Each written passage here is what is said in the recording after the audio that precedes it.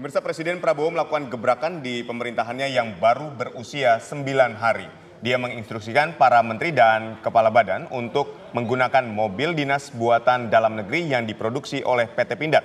Mobil ini pula yang terus-menerus digunakan Prabowo usai dilantik sebagai presiden hingga acara kabinet di Akmil Magelang. Indonesia memiliki cerita panjang tentang pembangunan mobil nasional yang umumnya kandas di tengah jalan. Akankah Presiden Prabowo Subianto membuat terobosan? Untuk membahasnya sudah bergabung bersama kami dosen dan peneliti Fakultas Teknik UGM, M. Arief Wibisono, dan juga ekonom dari Indef, Abra Tolatov. Selamat petang semuanya. Kita menuju ke Mas Abra terlebih dahulu. Mas Abra, dengan adanya instruksi yang disampaikan oleh Presiden Prabowo Subianto mengenai arahan untuk penggunaan mobil produksi dari PT Pindad ini, bagaimana kalau kita bicara dari perspektif ekonominya, Mas Abra? Iya, oke, ya Mbak Vita. Jadi memang momentum ya peralihan pemerintahan baru ini biasanya selalu ada legasi yang ingin ditinggalkan oleh pemerintahan baru di berbagai sektor strategis.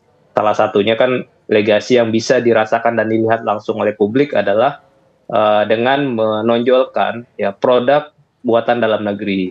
Kita ingat di era Pak Jokowi dulu menggaungkan atau mendorong produksi mobil SMK dalam negeri, walaupun dalam perjalanannya juga mengalami banyak tantangan. Nah, kemudian hal ini juga sepertinya akan diulang oleh Pak Prabowo ya dengan memberikan pesan yang sangat tegas, jelas bahwa produksi dalam negeri ya PT Pindad mampu memproduksi kendaraan ya yang punya kualitas yang tidak kalah dengan produsen luar negeri, dan yang ingin pesan utamanya adalah bagaimana kita bisa membangun industri otomotif ya dengan kemampuan mandiri dari dalam negeri. Karena kan klaimnya bahwa Maung ini ya sudah bisa diproduksi dengan kandungan komponen TKDN itu lebih dari 70%. Ya, artinya menggambarkan bahwa secara produksi bahan-bahan bakunya sudah memadai dari pasokan di dalam negeri. Dan kalau kita bicara ekonomi, tentu ini harapannya memang tidak hanya digunakan oleh hanya untuk para pejabat ya, menteri ataupun eselon 1, pejabat eselon 1, tapi juga kalau memang pemerintah serius ingin mendorong atau menjadikan Maung ini ataupun produk-produk lain dari PT Pindad ataupun BUMN yang lain, ini mestinya juga sekaligus bisa menjadi mobil nasional yang bisa menjadi kebanggaan masyarakat. Karena kuncinya sekarang ini kalau kita bicara produk, apa yang menjadi daya tarik ataupun nilai tambah yang masyarakat beralih menggunakan kendaraan produksi dalam negeri. Nah, salah satunya yang memang punya nilai jual yang besar adalah rasa kebanggaan terhadap produk dalam negeri. Ya, tentu dari sisi kualitas, dari sisi harga juga harus bersaing. Baik. Ya, harus punya kompetitif juga dalam produk dari luar negeri. Baik, Mas Abra. Ini kan kalau kita lihat sasarannya kalau bisa sampai menjangkau seluruh masyarakat, bukan cuma di jajaran menteri ataupun pejabat eselon 1. Tapi apakah kita punya kemungkinan untuk melakukan atau punya kemampuan untuk membuat produksi di PT Pindad sendiri untuk memproduksi mobil skala nasional? Ya, kalau kita bicara kapasitas, saya pikir tentu potensinya ada ya. Ini kan sebetulnya industri ini sangat bergantung dari sisi demand, permintaan pasar. Kalau memang respon masyarakat terhadap produk ini bagus, positif, ya dimulai dengan misalnya himbauan dari sisi pemerintah untuk pengadaan barang kendaraan dinas ini untuk jajaran menteri maupun pejabat eselon 1, ini kan sudah ada captive marketnya. Kemudian nanti kita akan lihat pasti dari sisi akseptasi dari masyarakat, kira-kira ada nggak potensi pesanan dari masyarakat, ya tentu masyarakat yang memiliki kemampuan ya untuk bisa membeli kendaraan ini. Nah, di situ nanti akan dilihat dari sisi utilisasi untuk tingkat produksi di pabrikan PT Pindad. Kalaupun PT Pindad punya keterbatasan, tentu ini akan ada ruang untuk bagaimana melakukan ekspansi dan juga kolaborasi dengan perusahaan lain untuk bisa memproduksi secara lebih massal. Yang paling penting adalah kepastian dulu dari sisi penerimaan Ya. masyarakat. Nanti kita akan dalami soal itu Mas Abra, tapi kita menuju ke Pak Arief terlebih dahulu yang saat ini sudah bergabung bersama kami. Pak Arief, kalau kita bicara soal mobil maung yang sempat diinstruksikan oleh Presiden Prabowo Subianto, seberapa besar potensinya ini bisa menjadi cikal bakal mobil nasional, Pak Arief? Saya kira itu cukup besar potensinya ya, mohon maaf. Jadi karena kita sudah mulai mengakui atau kita memberi kesempatan kepada engineer-engineer kita untuk membangun sebuah mobil nasional, saya kira itu satu kesempatan besar. Sebenarnya kita dari dulu sudah mempunyai engineer-engineer yang mempunyai kemampuan. Cuman memang suasana lingkungan di Indonesia itu kan agak ada hambatan gitu lah. Saya kira dengan suatu support dari pemerintah, saya kira bisa memberikan peluang bagi engineer-engineer kita untuk membangun mobil nasional. Mungkin dari segi pasar tadi seperti disampaikan itu, kita bisa menyasar pasar-pasar yang belum dimasuki oleh mobil-mobil yang ada di Indonesia sekarang ini. Misalnya pasar yang kalau zaman dulu ada yang istilahnya LCGC atau kalau di luar negeri atau di itu ada kekar, itu mungkin pasar-pasar itu sebenarnya cukup besar karena dia mempunyai harga yang sekitar di bawah 150 juta, yang itu antara pemilik mobil yang kalau sekarang kan di atas 200 sampai pemilik sepeda motor, itu segmen itu saya kira cukup besar, bisa dimanfaatkan untuk mengembangkan mobil nasional, baik itu model internal combustion ataupun model mobil listrik. Baik. Kalau untuk mobil listrik memang akan lebih mudah dan lebih cepat. Tapi memang nanti masuknya ke pasar itu akan lebih sulit karena infrastruktur listrik kita yang belum sampai ke pelosok Indonesia. Tapi kalau untuk internal combustion, saya kira cukup bagus. Saya kira Pak Arief, investasi sampai ke sana tidak begitu tinggi. Ya, gimana Pak? Ya, berbicara mobil listrik ini kan ada transfer teknologi yang harus juga dilakukan. Apakah teknologi kita saat ini sudah memadai untuk membuat mobil nasional itu sendiri? Saya kira engineer-engineer kita, baik itu atau perusahaan-perusahaan yang ada di Indonesia, itu sudah memadai untuk itu. Dan teknologi untuk mobil ini sebenarnya kan sudah tidak begitu untuk mobil internal combustion ya. Itu ada teknologi-teknologi yang kita bisa kuasai atau teknologi yang sudah lama. Mungkin saya kira teknologi-teknologi itulah yang bisa dipergunakan untuk market-market di Indonesia. Untuk kendaraan listrik saja, saya kira teknologinya itu sudah proven dan kita bisa ambil dari beberapa negara untuk mengembangkan itu. Oke, Pak Arief, tapi begini, kalau tadi kan Pak Arief menyampaikan bahwa mobil maung produksi PT Pindad ini kan bisa jadi cikal bakal ya Pak ya untuk mobil nasional. Tapi nanti Pak, Ya, ini benar, Pak. apakah semua komponen ini memang berasal dari dalam negeri atau masih harus impor? Teknisnya gimana Pak? Untuk komponen sebenarnya semua industri mobil itu komponen pertama itu tidak bisa 100% yang diproduksi. Ya kita bisa katakanlah kita 50% dulu yang kita produksi ya, tergantung tentang waktunya. Misalnya kita menyiapkan dalam waktu 1 tahun mungkin kita 50%. Mungkin kalau kita 2 tahun kita mungkin bisa 70%, 80%. Nah, ini tergantung ini. Tapi juga kita bisa menggunakan transfer teknologi dengan kita beli satu teknologi yang kita bisa akuisisi untuk mengembangkan mobil nasional. Ini tergantung dari strateginya. Baik, tadi kan Anda katakan bahwa kita bisa memproduksi sekitar 50%. Nanti kita akan dalami apa saja yang dapat diproduksi anak bangsa dari komponen yang 50% itu. Usai jeda, tetaplah bersama kami. Yeah. Baik, saya langsung menuju ke Pak Arief. Pak Arief, tadi Anda katakan bahwa 50% ini sudah dapat diproduksi komponennya di dalam negeri. Ini meliputi apa saja, Pak?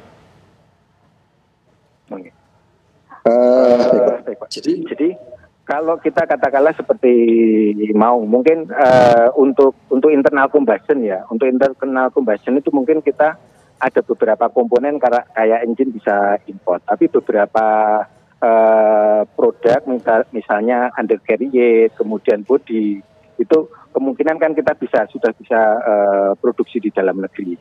Nah, kemudian bagaimana nanti kalau kita mau menuju ke lebih dari 50% itu ya kita kuasai teknologi-teknologi untuk membuat engine Saya kira itu di pasar, maksudnya di banyak negara maju kita bisa beli beberapa teknologi tadi untuk mengembangkan sendiri. Tapi kan sebenarnya dengan bertahap setelah kita bisa meng-create pasar, itu kita bisa, sebuah industri itu biasanya bisa berkembang untuk menguasai teknologi-teknologi tadi. Ini gambarannya. Ya, nanti kita akan coba dalami lagi soal itu, ya Pak ya. Tapi kita ke Mas Abra dulu. Mas Abra, kalau tadi disebutkan bahwa mobil Maung produksi PT Pindad ini diproduksi di dalam negeri begitu ya, secara masif, bagaimana pengaruhnya terhadap perputaran ekonomi di dalam negeri, Mas Abra? Tentu industri otomotif akan bisa meningkat lagi ya kontribusinya terhadap PDB kita. Sebetulnya industri otomotif ini ya ataupun industri alat angkut yang di dalamnya termasuk otomotif, kontribusinya terhadap PDB ya dari tahun ke tahun ini masih cukup signifikan ya. Di tahun lalu itu proporsinya atau sumbangan itu 4,5%, meningkat dari tahun sebelumnya 4,2%. Pertumbuhannya pun ya untuk industri alat angkut di tahun lalu 7,63%, jadi dan di atas pertumbuhan industri manufaktur. Jadi memang secara peranan ya industri alat angkut ataupun sektor otomotif ini bukan hanya bisa menopang pertumbuhan ekonomi kita, tetapi juga peranannya dalam menyerap lapangan kerja. Karena saat ini saja kurang lebih 1,5 juta tenaga kerja yang terserap di sektor alat angkut ini. Kemudian juga tentu ketika industri manufaktur khususnya dari sektor otomotif ini terus bergeliat, ini kan diharapkan akan menjadi sumber penerimaan perpajakan kita di tengah pemerintah yang juga sedang mencoba memperluas penerimaan perpajakan kita untuk kebutuhan program-program prioritas ke depan. Nah itu jadi beberapa dampak positif yang tentu kita harapkan adanya dorongan di industri otomotif.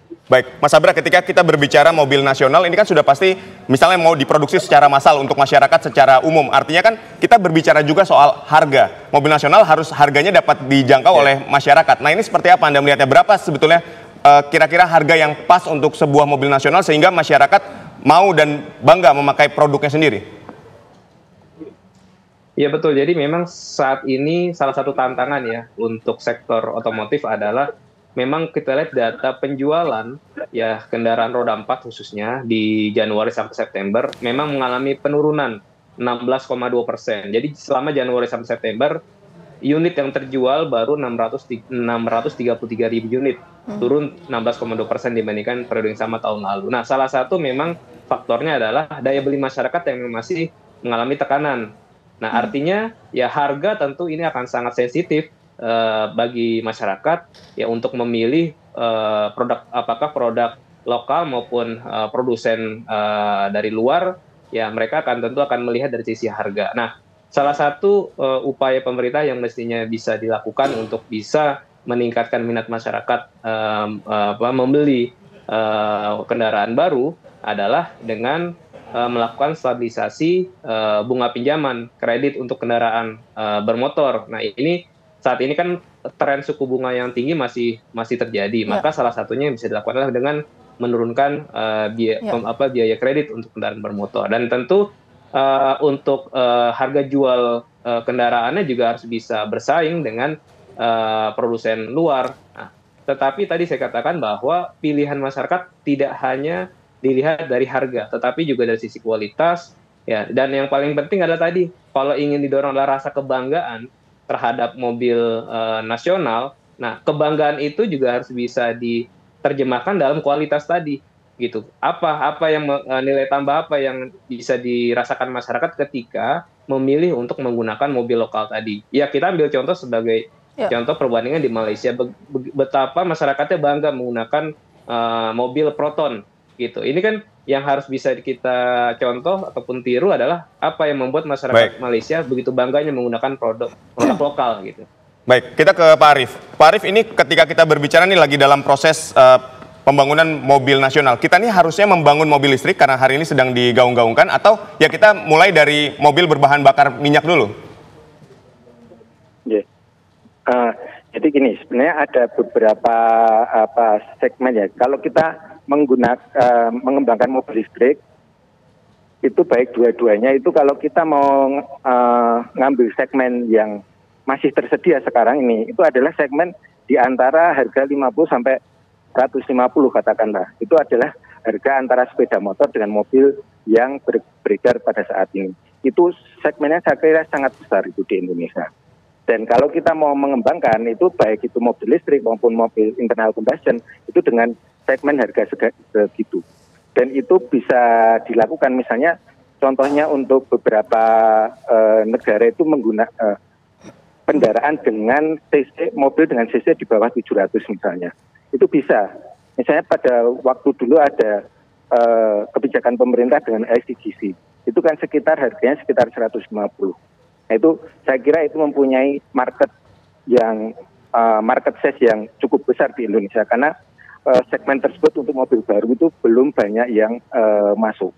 Kemudian pemerintah juga bisa sebenarnya itu bisa memprotek karena beberapa negara juga melakukan itu untuk kendaraan di bawah 1000 Pak Arief, cc gitu ya. Ya Pak Arief, kalau kita bicara soal rencana pembuatan mobil nasional ini, targetnya bisa terrealisasi berapa lama kalau menurut Pak Arief? Gimana? Target bisa terrealisasi? Mohon maaf. Berapa lama? Dalam jangka waktu berapa? Setahun, 2 tahunkah atau gimana Pak? Saya kira kita kalau bisa itu nanti persentase PKDA-nya ini sekitar 2 tahun. Oke, Jadi, sekitar 2 tahun ya. Kalau misalnya setahun itu mungkin sekitar hanya 50%, tapi kalau sekitar 2 tahun itu sekitar bisa lebih dari 50 bisa sampai 70%. Baik, nanti sekaligus kita akan tunggu aturan yang diterapkan ya Pak ya. Yang Baik, diterapkan. sekali lagi terima kasih banyak untuk Pak Arief dan juga Mas Abra atas waktunya sudah bergabung sama kami di Kabar Petang. Sehat selalu. Ya.